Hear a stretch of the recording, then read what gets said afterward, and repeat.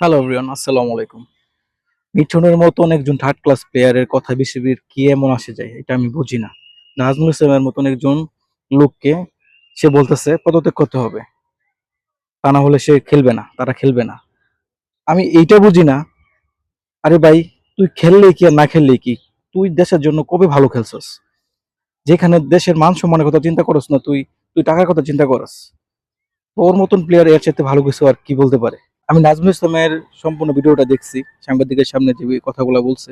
So আমি এখানে মনে করি আগে দেশের সম্মান, দেশের মান সম্মান, তারপর হলো টাকার বিষয়।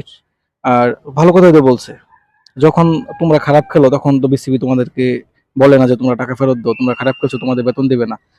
এটা তো খুব সুন্দর একটা কথা বলছে। ইন্ডিয়া যেখানে আমাদের একজন মুস্তাফিজকে নিরাপত্তা দিতে পারতেছে না, ওইখানে আমাদের পুরো টিমকে কিভাবে নিরাপত্তা দেবে? আইপিএল থেকে মুস্তাফিজকে বের করে দেওয়া হলো, তখন তো তুমি কোনো কথা বলো নাই।